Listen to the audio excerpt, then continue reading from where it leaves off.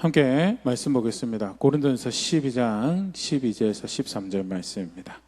고린도전서 12장 12절에서 13절 말씀 함께 읽겠습니다. 몸은 하나인데 많은 지체가 있고 몸의 지체가 많으나 한 몸인가 같이 그리스도도 그러하니라. 우리가 유대인이나 헬라인이나 종이나 자유자나 다 한 성령으로 침례를 받아 한 몸이 되었고 또 다 한 성령을 마시게 하셨느니라. 오늘은 오순절 기념주간 5번째 시간으로 교회의 영이라고 칭해지는 성령에 대해서, 성령 하나님의 교회의 영으로서 또 그리스도의 몸을 이루시는 사역을 하시는 성령 하나님에 대해서 함께 생각을 해보려고 합니다. 바울이 고린도 교회에 보내면서 오늘 본문을 이야기를 하고 있죠. 이 12절의 말씀을 통해서 성도는 한 몸을 이루는 여러 지체와 같다고, 몸을 이루는 많은 지체가 있는데 성도는 그 지체와 같다고. 그러면 몸은, 교회가 바로 그 몸이다. 그리스도 안에서 교회는 바로 그 몸과 같은 그런 존재다. 어떻게 그 일이 가능한가?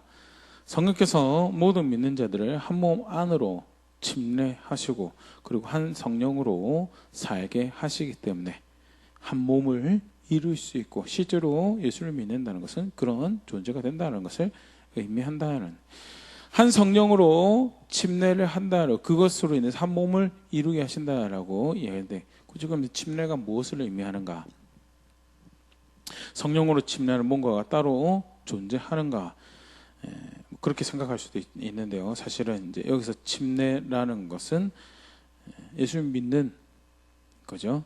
물론 표면적으로 물 침례를 우리가 생각할 수 있는데요. 로마서 6장 3절에서 5절 말씀 보면 바울은 굳이 물 침례와 예수를 믿는 믿음의 고백과 분리해서 설명을 하고 있지 않은 것을 볼 수 있습니다. 무릇, 로마서 6장 3절 말씀, 무릇 그리스도 예수와 합하여 침례를 받은 우리는 그의 죽으심과 합하여 침례를 받은 줄 알지 못하느냐.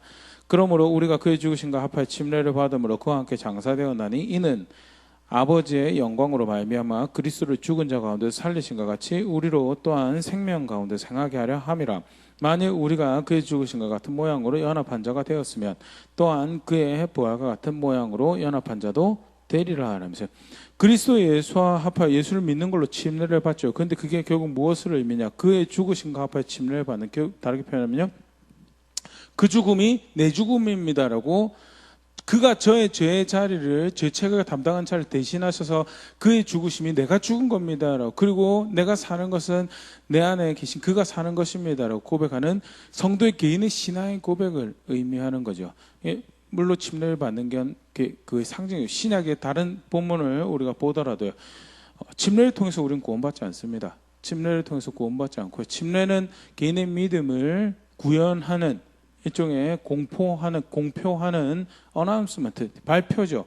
그래서 내가 예수를 믿는데 이제 침례를 통하여 많은 사람들 앞에서 내가 예수를 믿음을, 나의 신앙을 그렇게 고백하고, 더불어서 이제 앞으로 그 교회의 일원으로, 그 신앙의 공동체의 일원으로, 예수님의 사람의 일원으로 살아갈 것을 공표하는 그게 침례고요. 바울은 그다지 이제 그 두 개를 구분해서 이야기를 하고 있죠. 왜냐하면 침례라는 것은 항상 신약의 세계관 이해는, 침례라는 것은 항상 개인의 믿음의 고백을 근거로 해서 받는 거기 때문에, 오늘 본문의 말씀 한 성령으로 침례를 받는다라는 것은 동일한 개인의 구원을 이제 의미하는, 성령으로 침례를 받는다는 건 구원을 베푸시는 그 역사를 하시는 분이 성령인가라고 할 때 실제로 구원의 사역을 하시죠.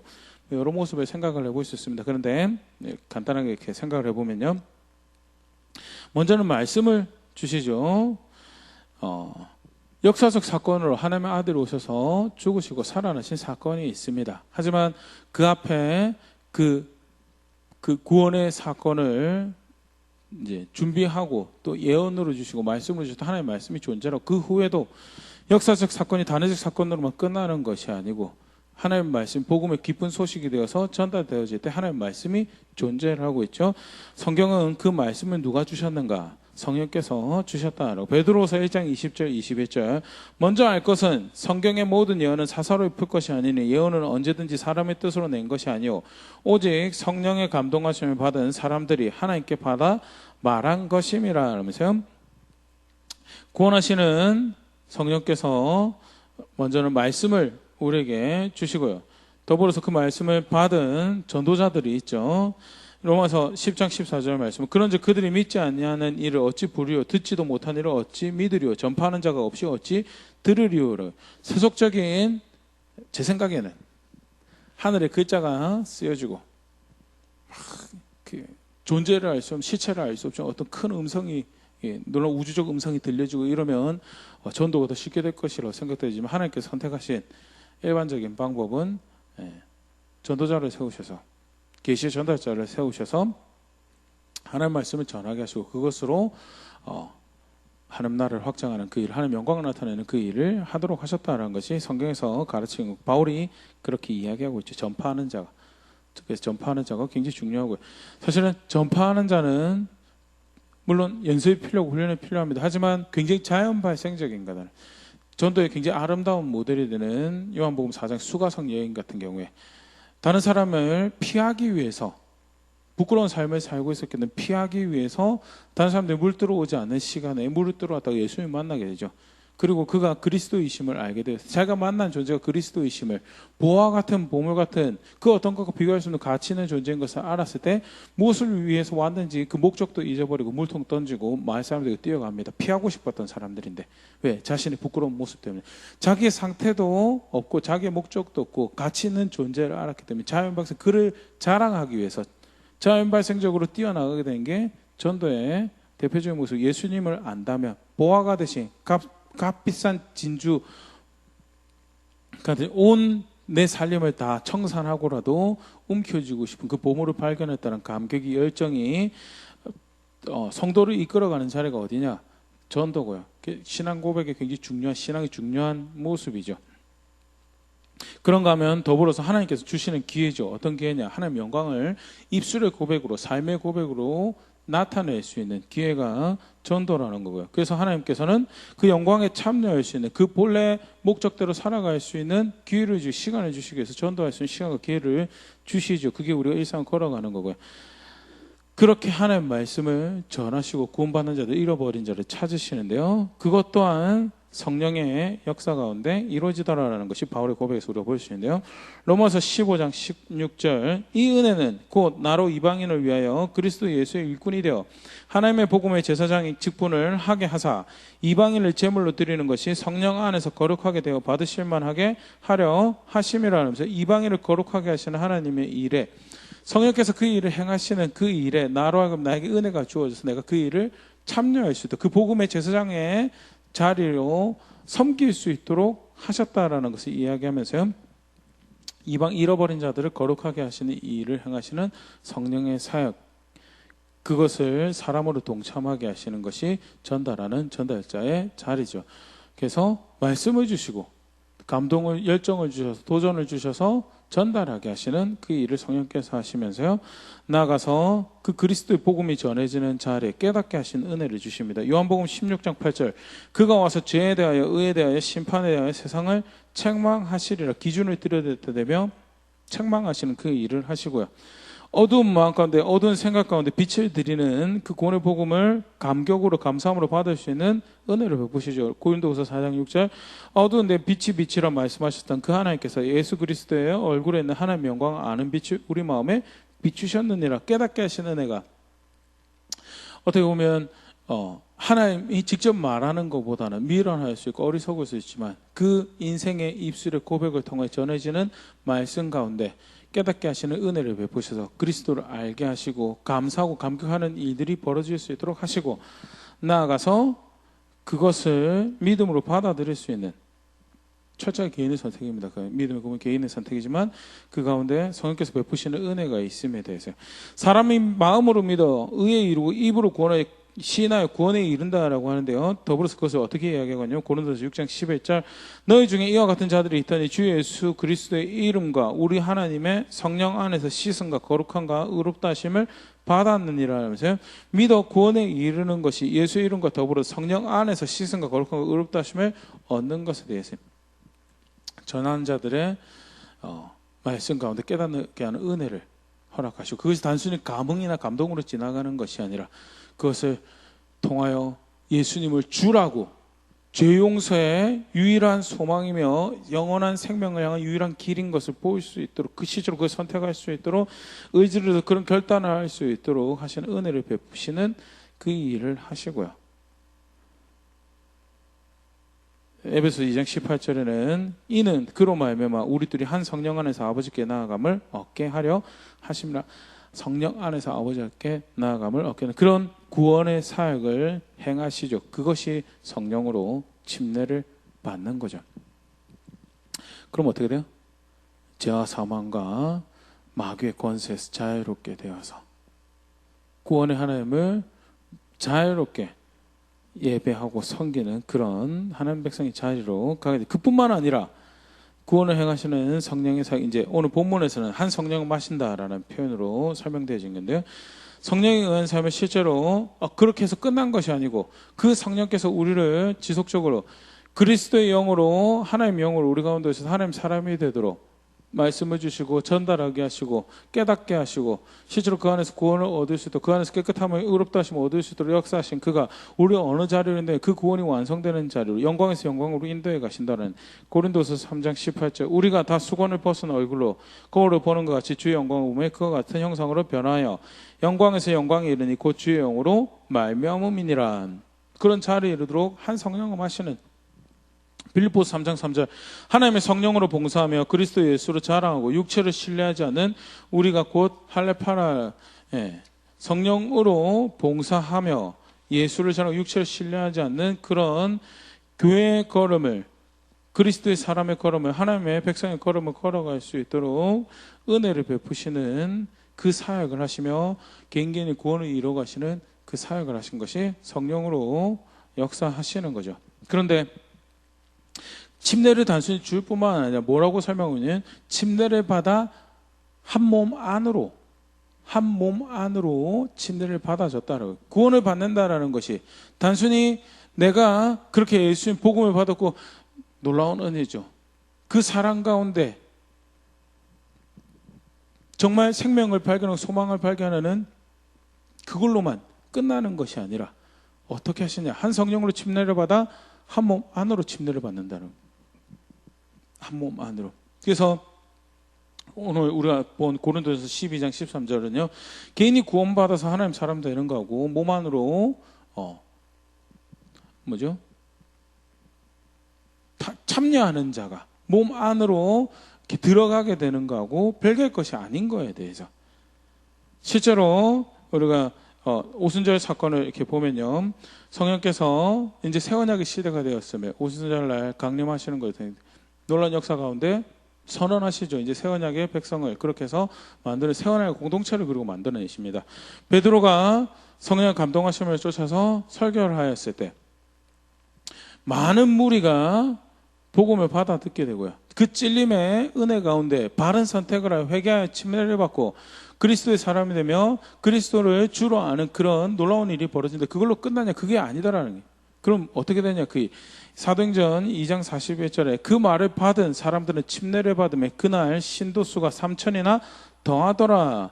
이야, 놀라운 일이죠. 근데 3,000이나 더해졌다는 게 거기서 그냥 끝나는 것이 아니라 그게 그렇게 해서 몸을 이루고 공동체를 이루고 42절에 그래서 그렇게 표현합니다. 그들이 사도의 가르침을 받아 서로 교제하고 떡을 떼며 오로지 기도하기를 힘쓰니라. 교제하고 떡을 뗀다는 것은요, 식사라도 포함되지만 우선적인 것은 교회가 성도가 떡 떼는 것은 성찬을 의미하기에 사실 예배를 상징적으로 표현하는 게 더 많죠.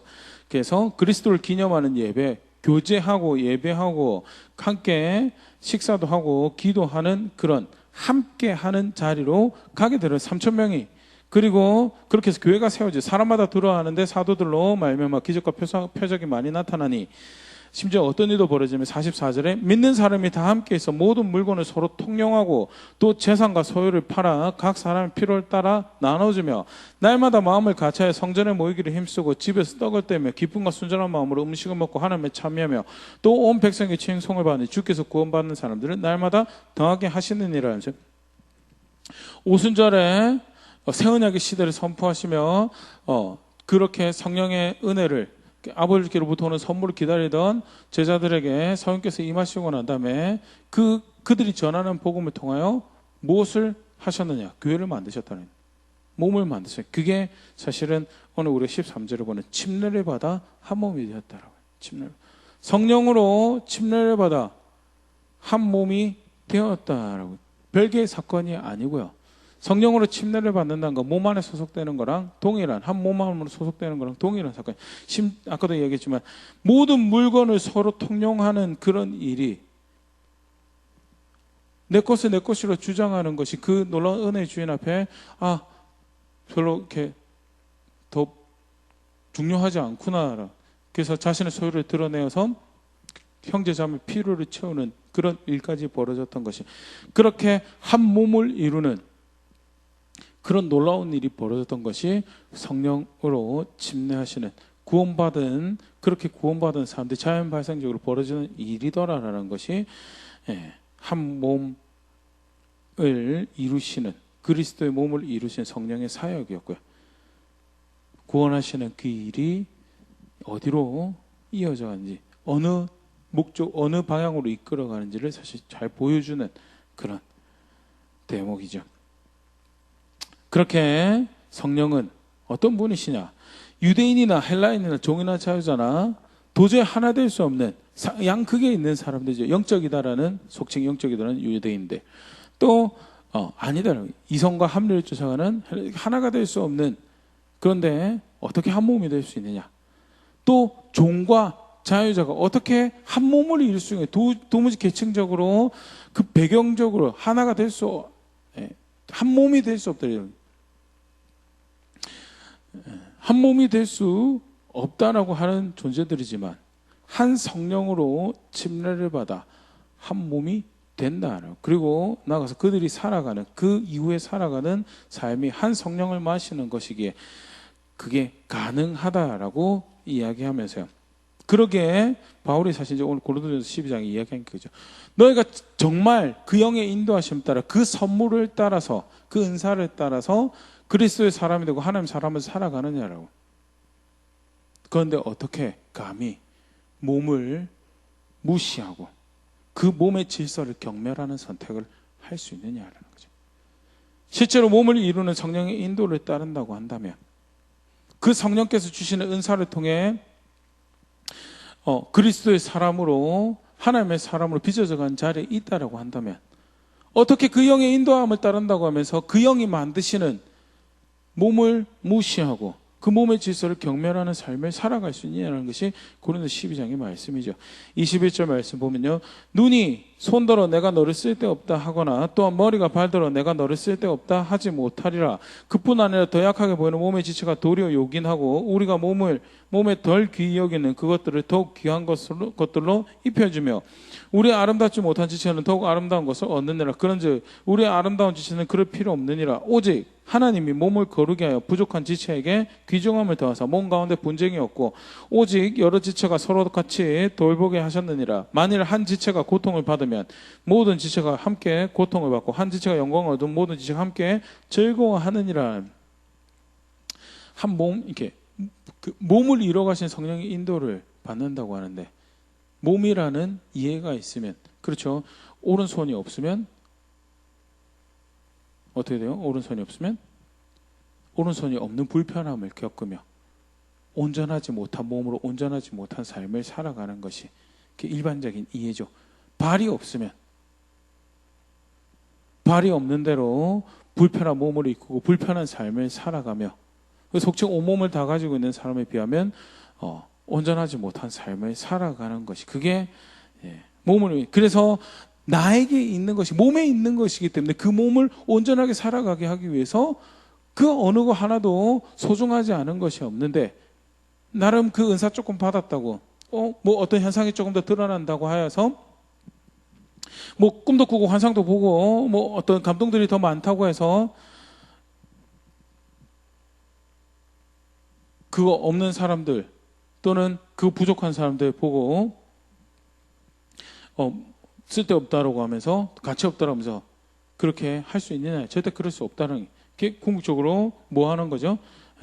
몸을 만드신 그 주를, 실제로 그 인도에 따르면 그 주를 존중하는 그 주의 목적과 그 뜻다시 그가 만드신 것을 존중하는 그런 삶을 살아가야 된다는 게 대해서 이야기. 우리가 쉽게 적용할 수 있죠. 교회형이신 성령의 인도를 따라가면서 그 하나됨 한 몸을 이게 사실 이제 표현을 좀 조심해야 되는데 왜냐하면 하나 된다라고 할 때 우리가 자칫 잘못 우리의 방식으로 하나 되는 것을 추구할 수 있죠.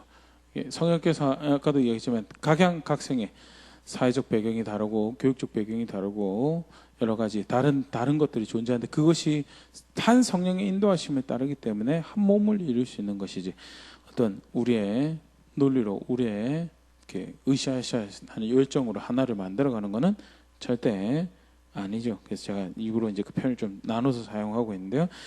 한 몸을 이루시는 영을 따라가는 것이기에 그가 만드신 몸을 무시하고 몸의 질서를 경멸하는 것은 절대 있을 수 없다. 그런 신앙은 존재하지 않는다라는 것이. 그래서 그 문제를 해결하기 위해서 바울이 강조하는 것이 그렇죠. 너희가 인도하신다. 너희를 인도하신다는 그 영은 몸을 만드신 영이시다라고. 그렇기 때문에 실제로 그 몸의 질서를 존중하며 영을 사용하고 나아가서 그 영을 그렇게 실제로적으로 그 목적하신 대로 쫓아간다는 것은 사랑의 방법으로 13장, 12장, 13장, 14장 그렇게 존재를 하는 거죠. 그게 바울이 고린도 교회에 이야기하는 다시 확인하는 기준이고요. 오늘 말씀 가운데서 우리가 생각해 볼 수 있는 게 몸을 이루시는 성령의 인도를 진짜 따라가는 그 성령에 의한 삶을 살아간다고 할 때 몸을 무시하고 몸의 질서를 경멸한 것은 역설적이다. 또 한 가지 더 같이 우리 생각할 수 있으면 좋을 것 같은데요. 우주적 몸이 존재하죠. 우주적 몸이 존재합니다. 고린도 교회에 사실 편지할 때도 이중적인 의미가 다 있죠. 한 성령으로 침례를 받아서 보이지 않는 거대한 그 그리스도의 몸에 우리가 소속이 되죠. 그런데 그것을 실제로 펼쳐가는 장소를 하나님께서 주신 환경이 장소가 어디죠? 개교회죠. 바울도 고린도 교회 질서를 존중하고 고린도 교회 지체를 존중하라는 그런 의미에서 그 가운데 일어나는 성경의 지지를 못 받는 그런 잘못된 영적인 삶의 모습에 대해서 잘못됐다고 이야기해요. 간혹 우주적 몸을 존중한다고 하면서 개개인의 개교회의 질서를 존중하지 않고 개교회 하나님께서 허락하신 것들에 대해서 존중하지 않는 그런 이해를 이제 가끔 보이는 그런 경향들이 있는데요. 틀린 거죠. 정말 그 몸에 소속되어서 그 영의 인도를 따른다면 그 몸으로 부르신 교회를 존중하는 것이 그것이 그것을 사랑하는 것이 마땅한 모습이다라는. 더불어서 에베소 그 영의 인도하심을 따른다면 에베소 4장 3절 6절 평안에 매는 줄로 성령이 하나 되게 하신 것을 힘써 지키라. 몸이 하나요 성령도 한 분이시니 이와 같이 너희가 부르심의 한 소망 안에서 부르심을 받았느니라. 주도 한 분이시오 믿음도 하나요 세례도 하나요 하나님도 한 분이시니 곧 만유의 아버지시라. 만유 위에 계시고 만유를 통일하시고 만유 가운데 계시도다 하면서 바울이 에베소 교회 편지하면서 권면하는 모습, 정말 몸을 이루신 성령의 인도를 따른다면 그가 인도하시는 대로 그가 하나 되게 하신 것을 힘써 지키는, 우리는 하나 될 만한 이 근거가 충분합니다. 몸도 하나고 성령도 하나고 소망도 하나고 주도 하나고 믿음도 하나고 침례도 하나고 하나님도 하나이기 때문에 그가 하나 되도록 부르신 것을 지켜갈 만한 근거가 너무도 신앙 가운데 하나님 말씀 가운데 충분하기 때문에 드릴 수 있는 모든 노력과 수고를 기울여서 그가 하나 되게 하신 것을 지켜가는 것이 실제로 그 성령을 존중하는 그 성령의 인도를 따른다라고 하는 신앙의 모습인 것에 대해서, 아까 잠깐 바울이 그런 표현을 사용했죠. 유대인, 헬라인, 종, 자유자. 사실은 자기가 유대인이라는 걸 생각하면, 자기가 헬라인이라는 걸 생각하면, 자기가 종이라는 걸 생각, 자기가 자유자라고 생각하는 그것만 강하다면 하나 되지 못할 이유가 충분합니다. 그것을 힘써 지키지 않을 이유도 충분하고요. 내가 어떤 사람인데, 내가 어떤 사회적 배경과 교육적 배경을 가지고 있는 사람인데, 내가 어떤 뭐라고 표현할까요? 사회적 지위가 있는 사람, 내가 어떤 걸 누리고 있는 사람인데 어떻게 저는 사람하고 한 몸을 너무나 쉽게 한 몸이 하나 되게 하신 것을 파할 수 있는 이유와 근거가 너무 충분합니다. 근데 그러고도 성령에 의한 삶을 살아간다고 이야기할 수 있는 몸이 아니다라고, 그럴 수 없다라고. 먼저는 성령이 하나 되게 하시는 하나 되게 하신 한 몸을 이뤄 가시는 분이시며, 그리고 우리는 그 인도하신 가운데 하나가 될 수 있는 근거를, 네가 유대인인가 헬라인과 상관없이, 종인과 자유자와 상관없이 몸이 하나고 성령도 하나고 소망도 하나고 부르심도 부르심 하나고 또 주도 하나고 믿음도 하나고 침례도 하나고 하나님도 한 분이 하나 된 근거를 이렇게 가지고 있다라는 것이 바울의 교회 가운데 다시 확인하는 바고요. 우리가 몸을 이루는 성령의 인도를 따른다라면 실제로 그렇게 우리를 침례하셔서 한 몸에 소속되게 하시는 그분의 인도를 따라서 그분에 의한 삶을 사는, 그 신앙을 살아가는 그리스도인이라면 몸을 존중하고 사랑하고 그 질서를 존중하는 실제 자리에 있으며, 어떻게 해서든 그 목적과 인도하시는 방향을 존중하는, 그것을 힘써 지키는 그런 자리에 있는, 그러려면 유대인인 것도 내려놓고요, 헬라인인 것도 내려놓고 종인 것도 내려놓고 자유인인 것도 내려놓고 그 뜻을 존중하는 그 수고를 기울여가는 것이 그 실제로 그 영을 존중하는 삶의 모습인 것에 대해서 짤막하게 다시 한 번 더 몸을 이뤄 가시는 성령의 사역과 실제로 그것을 따르는 삶에 대해서 함께 간단히 생각해 봤는데, 한번 돌아볼 수 있으면 좋을 것 같습니다. 교회는요, 헬라인도 유대인도 종도 자유자도 소속될 수 있는 것이 그게 교회고, 그렇기 때문에 더 치열한 싸움이 있어요. 한 몸에 이뤄가는. 하지만 그것이 그 영을 우리로 그리스도의 사람이 되게 하시고 하나님의 아들로 빚어가신 그 영이 인도하시는 것을 존중해가는 자리이기에 그것이 더 가치 있는 것이고, 그것이 그를 영화롭게 하는 자리고, 안타깝지만 그 인생의 모습으로서 불편을 감수해가는 자리일지 모르겠지만 그것이 하나님 보시기에는 신앙을 고백해가는 현장, 나는 나의 하나님을 그렇게 알고 있습니다라는 고백하는 신앙 현장이 된다는 부분도 마찬가지로 다시 생각해 볼 수 있으면 좋을 것 같고요. 실제로 그 영을 존중하여서 그가 만드신 몸을 사랑하고 그가 두신 몸의 질서를 존중하는 가운데 하나 되게 하신 것을 힘써 싸워가 지켜가는 그런 자리에 있는 우리가 될 수 있으면 좋을 것 같습니다.